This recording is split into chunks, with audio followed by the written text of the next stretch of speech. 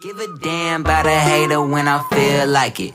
Not today, not today, not today, not tomorrow. Get out my way. Yo, what's good, everybody? Welcome to Straight No Chaser. I'm your boy, the Bro-Kage, Petty Pat. And today's episode, we gonna talk about fucking the White Men Can't Jump movies. The remake and the OG. We gonna compare them up, talk about the new one a little bit, talk about differences, same shit, all that type of nonsense.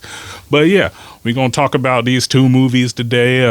Give my little 2 cents on how I felt about the new one compared to the old one. And, we're just going to keep it a buck. So, with these two movies, we all know original White Man Can't Jump that was starring Woody Harrelson as Billy Hoyle and Wesley Snipes as Sidney Dean. We all know the story. Two hustlers, essentially, trying to make it together, basically make ends meet together, trying to basically get their lives on the right track. We know it, playing basketball and shit. You know what I'm saying? In this new one, we have Jack Harlow, and I don't know this guy, how to say this guy's first name, but I'm going to say Sinqua. So we got Sinqua and Jack Harlow. Jack Harlow plays Jeremy. Sinqua plays Kamal. Now, with this new movie, people were very skeptical about this new movie. One being Jack Harlow being in it. Like, he's a rapper. Everybody's like, rapper, oh, he can't act. But low-key, I'm going to keep it a buck. For his acting debut, Jack Harlow murdered this shit. Like, this role was straight up made for him. So, for all the people who had doubts about this movie, whether Jack Harlow did good or was not going to do good, bro, from my personal standpoint, Jack Harlow killed this shit. This was his movie, and, he knocked it out of the park. He knew what he was getting into. He watched the classic movie, if you've seen it in an interview. Like, he wasn't raised, he's 25 years old. He didn't see the first one when it came out, or what, the first one came out in 92? Like, come on, my sister was just born in 92, so I'm just saying. But let's get on to this. So we cut into the story, right, of the new remake. Like, for real, do I really need to get into the story of the OG? Like, I don't really think I need to get into that story. Everybody, if you haven't seen the original White Man Can't Jump, go watch it.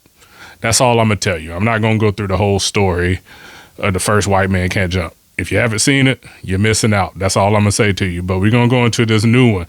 So the new White Man Can't Jump, they pay homage to the original a lot in this movie. Like, don't think they just made a completely new story and didn't pay homage to the original, or homage, however the fuck you want to say it.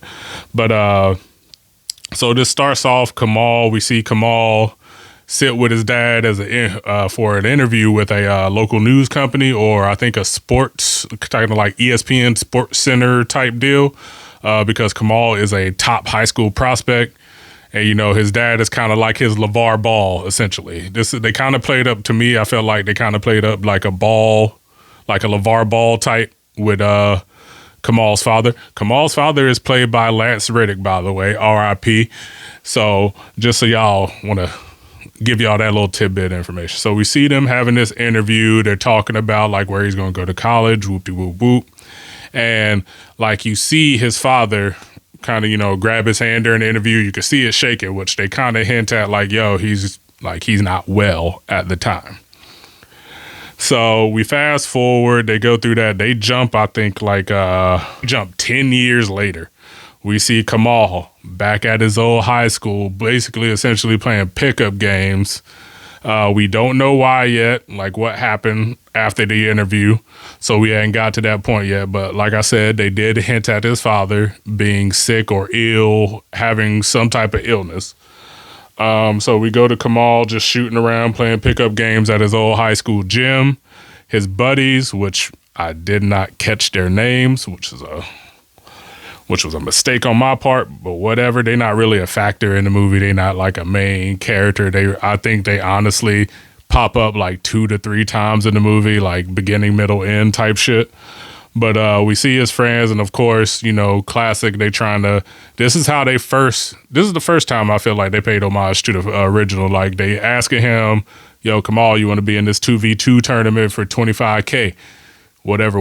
We knew in the first one, the 2v2 tournament, the grand prize was only $5K. So that lets you know how times have changed money wise and the difference in the movies. But yeah, they took a more modest spin with this movie, and I enjoyed every second of it. But anyway, Kamal, then we fast forward, like I said, 10 years. His friends are again trying to convince him to keep this 2v2 tourney for $25K. And then we see like, again, they pay homage to the original again. We see Jack Harlow come in, kind of like Woody Harrelson did, goofy dressed white dude, doing a bunch of weird stuff, meditating, stretching, all funny, whatever. So automatically, pure stereotypical shit. They're like, look at this goofy white boy. He can't play basketball, whatever. So Jack Harlow then, he goes about his business. Of course, Jack Harlow's training a client, because that's what Jack Harlow does in this movie. Apparently, he's a hustler as well, but he trains clients to be better at basketball. Jack Harlow's character Jeremy was also a top high school prospect, but ended up playing at Gonzaga before he blew out both his knees. So when I say blew out both his knees, this man tore both his ACLs. So which means his basketball career is essentially done. But this whole movie is essentially, I feel like, both Kamal and Jeremy trying to find themselves and what the hell they want to do next in life. But anyways, we see Kamal and them shooting around, playing another pickup game, and then Jack Harlow, Jeremy, makes a comment about his three-point shot, how it's trash, or well, you could do this to make it better. Of course, then that leads to them having a shootout. You remember in the shootout when Billy and Sydney had a shootout for money because they thought Billy was whack and he couldn't shoot or play basketball just purely because of the fact he was white. They pretty much kept that same thing going for the new one. They end up doing, like I said, the best of 5 3-pointers like Billy and Sydney did. Of course, Jeremy ends up winning, and that's the end of that.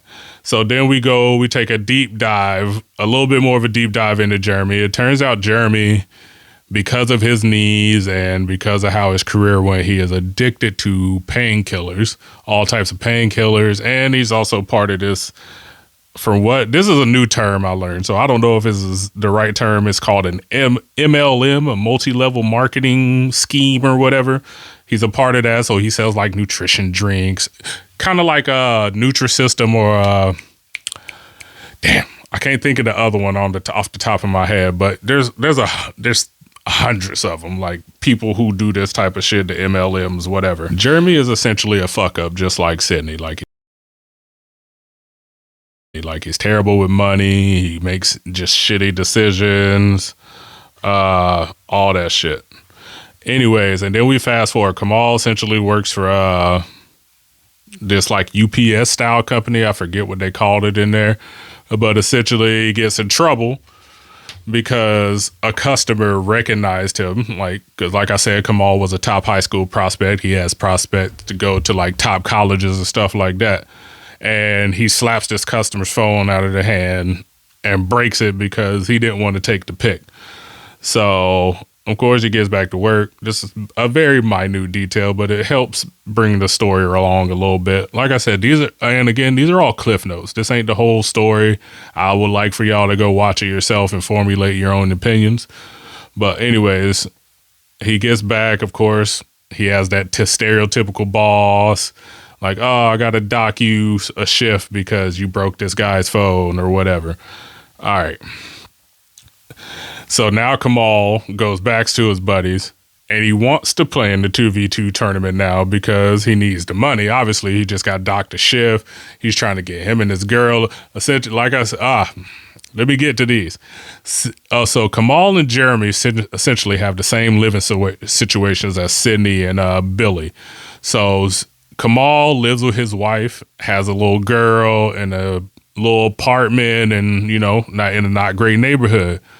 Fucking Jack Harlow, while having his own place, he wasn't like Billy and his girl where they were living in motels, bouncing back and forth. Jack Harlow and his girl have their own place, but essentially Jack Harlow and Billy's relationship with their women are pretty much exactly the same. Only difference is Billy was just shitty with money. He would make terrible gambling choices and end up losing all their money.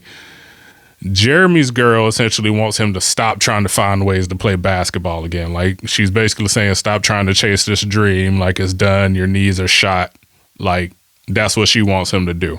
So the living situations and like the type of situations they get themselves into are the same from like the first one, but just slightly altered. So like that's why I like I said, they pay homage to this to the original movie a lot. Like here's one scene. Like, you remember the scene in the first one where Billy had basically take a shot to get his girl onto Jeopardy, and they had the Ghana goal and then the Sudan goal. They had that in a scene in this new one where Jeremy and Kamal were playing pickup basketball to basically hustle and get the entry fee for the 2v2 tournament. Yeah, so essentially, like, his boys tell him, hey, like, we already signed up with my cousin or whatever, whoop-de-whoop-whoop, like, we know you wanted to play. So Kamal's like, damn, whatever. I was like, now I got to find somebody to play with. And then he goes to track down Jeremy to play in this tournament. And essentially, they use the same hustle as Sydney and Billy. They go and hustle a bunch of games. Jeremy shows up dressed like a goofball, and he's like basically pretty much the same thing Sydney did. Billy would show up, and he's like, ooh, sorry, I just slapped my damn spring here. But Billy would show up dressed like a goofball, and they'll be like, oh, yeah, play with the white boy or whatever, of course, because they're going to be like, oh, the goofy white boy can't play basketball.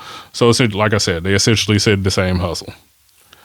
I also noticed, like Sydney and Billy, Kamal and Jeremy have a very racial, stereotype, humorous relationship. Like, they say a lot of stereotypes about black and white people to each other, which was nothing wrong with that. I thought that was great to kind of keep the same witty banter and same relationship that the originals had.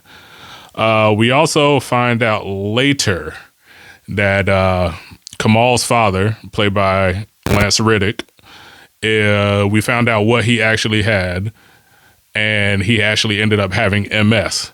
And then the reason Kamal ended up going up to college is because he, when his dad was in the hospital at one of his games, of course, it's a high school game, so you know how every high school has that fan section behind the away bench just talking shit. So he pretty much had that. He's sitting on the bench, this away section fan group, they're talking shit, and then one of them slips up and makes the comment about his father. They're like, Kamal, where's your father? Did he walk out on you too? And of course, Kamal flips the hell out because he's already angry about his father being in the hospital. Like, he completely flips out, and they kind of sort of pay homage to the Malice at the Palace with this because he essentially just goes the fuck off and has a Ron Artest moment and runs in the crowd and decks this kid in the face. So, and then that turns into a whole, like I said, Malice at the Palace thing. So that's why we find out why Kamal did end up going to college or end up making it to the pros. You get to the scene and Kamal's meeting up with his boys. They get ready to go meet up for the 2v2 tournament. And I called this at the beginning of the movie. I don't know why I thought this was going to happen, but I'm glad it happened. We got a very special cameo in this movie. If you don't notice, man, Gerald Johnson from GTA 5, he played one of the best characters in the game, Lamar Davis. He is also famous for this scene right here. What's up? Can a low come up in your crib? Man, fuck you. I'll see you at work. Oh, nigga, don't hate me because I'm beautiful, nigga. Maybe you got rid of that old yee-yee-ass haircut you got, you get some bitches on your dick. Oh, better yet, maybe Tanisha will call your dog ass if she ever stop fucking with that brain surgeon, the lawyer she fucking with, nigga. What? Y'all know how legendary this man is. It was great to see Gerald Johnson. It was great to kind of hear him be like, it's great to see him essentially be Lamar in this movie. So, of course, we get to the 2v2 tournament. Kamal and Jeremy are both struggling. Kamal more than Jeremy. And then, of course, typical. They have a falling out.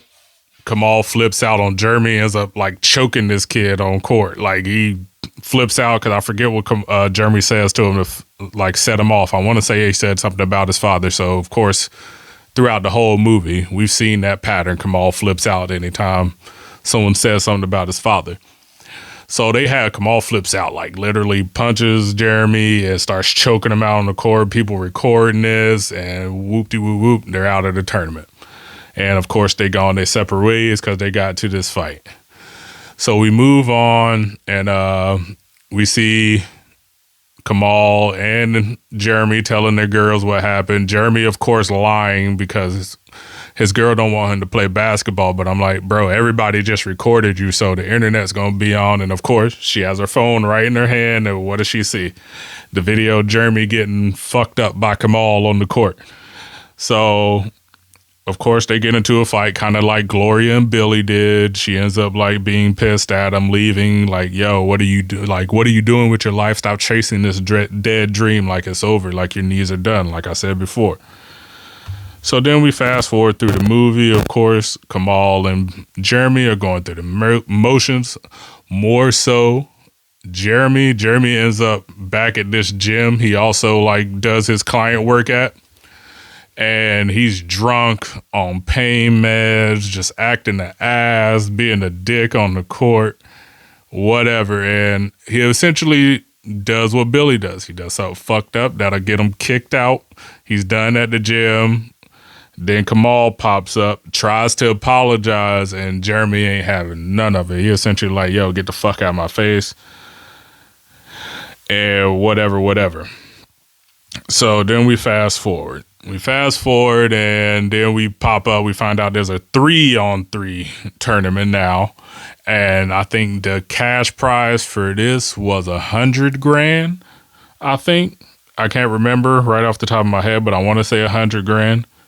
And, you know, of course, they have the whole thing. Kamal's like, Kamal went to go sign up for his buddies, but his girl wanted him to make up with Jeremy. So she called Jeremy and had him show up to the court. Of course, Kamal, like, you know, I ain't trying to apologize. This dude already tried, so why you ain't gonna listen now?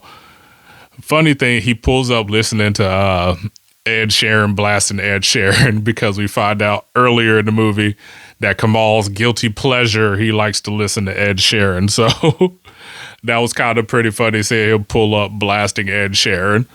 And of course, you know, Kamal's like, what are you doing here? Blah, blah, blah. And he's like, yeah, I'm here to play in the tournament and help you guys win. And he's like, how'd you even know about this? And he's like, his girl called him, because you can have like one alternate or whatever, of course. And, you know, they end up squashing their beef, making up. End up killing it in this damn tournament. They went off. Jeremy ends up getting hurt because his knee blows out on him. So Kamal and his boys have to finish the tournament. We see during the tournament, Kamal's girl gets up and leaves very urgently. And Kamal, of course, he was thinking about it first. And we see a moment where Kamal starts having like flashbacks to like all the sage advice his father gave him and doing things like that. And that leads to Kamal, like, you know, doing his thing in the tournament, and they end up winning the tournament, the $100K, whoop-de-whoop-whoop. We find out later on the call she got was Kamal's father, Lance Riddick, actually passing. And it seemed like that was kind of, from what I got from it, it seemed like that was kind of like closure for Kamal. And I feel like this 3-on-3 tournament was closure for Jeremy as well, realizing like I need like playing basketball professionally is just not in the cards for me no more. So, all right, we fast forward. We see Jeremy having dinner with his girl after they won the tournament. Of course, he gets her back. Unlike Billy, though. Jeremy gets his girl back after she lives. Billy did not get Gloria back, if you remember from the original, but Kamal does get his girl back. Or not Kamal, Jesus. Jeremy does get his girl back. And so we see that, and he gets down. He does this whole little funny thing because, you know, his knees are shot, and he like pretends like his knee are hurt, and he falls, and she goes to check on him, and of course he's proposing. And she said yes, obviously, but she said it like this. She was like, oh, if you could get back up with no help, I'll say yes. Obviously, she was joking. And he was like, you know, I need help. Like, my knees are jacked. I know the feeling, bro. My knees are jacked too. Anyways, So we get through that scene, and then we fast forward a year later. Kamal's girl now has her own salon. Kamal went back to playing basketball. He ended up getting an overseas contract and winning overseas. Then ends up playing it for the Lakers affiliate in the G League, and then ends up getting a happy ending. He ends up in the pros. He ends up with a 10-day contract to play for the Lakers. And we also see him we see him meeting up with Jeremy again. They're in the stadium because Kamal has a game that day. The Lakers versus who does Tyler Hero play for? I want to say the Heat. Yeah, so the Lakers versus the Heat. We also get a funny ass cameo from Tyler Hero flipping the fuck out on one of the trainers, saying he stretches shit and kicks the fucking ball up into the stands. But that's essentially how we end the movie. I enjoyed this movie thoroughly. Like, anybody who was skeptical about this movie, of course, being a remake, and of course, the original White Men Can't Jump being a classic, I'm telling you, cast all doubts aside. This movie was good. This movie was great for Jack Harlow's acting debut, and Jack Harlow knocked this shit out the park. Do not sleep on Jack Harlow as an actor. If he wants to continue acting, I feel like he can make a run at this shit and rapping. If you don't fuck with Jack Harlow's music, I suggest you fuck with his music. Jack Harlow is also a beast on the mic. But this movie was fucking good. Again, I'm like most people. I had my reservations about it because when I heard it got rebooted, the cast wasn't, or when I heard White Men Can't Jump was getting a remake, the cast hadn't been like talked about yet. So I had no idea Jack Harlow was going to be in it. So I was, again, like most people, I was skeptical. What changed my mind was the moment you cast Jack Harlow as kind of like the main character. And I was just like, all right, I'm down for this movie. I wasn't like excited for it, but I'm like, all right, I'm going to give this movie a chance. Now, I originally thought this movie was going to go to theaters, but it ended up going straight to Hulu, which was even better because then I didn't have to set up a whole day to go to the theater and see it and attempt to take notes and shit in the theater while it was dark. Good Lord, that would have been a nightmare. Anyways, but yeah, I recommend this movie. I will give this movie, I will say, honestly, yo, as much homage, whatever, that it paid to the original, I'm going to give it a solid 8. Like, for real, because this movie was good. I don't want anybody to sleep on this movie. I want people to go see it. I want you to sit on your couch and watch it. Even if it's a day when you bored and you can't think of nothing to watch, put this movie on. Please do. It's good. I know people thought this shit was going to be butt cheeks. It was not butt cheeks. Please watch this movie. But anyways, that's my time, motherfuckers. As always, keep it classy, motherfuckers. Deuces. Bam.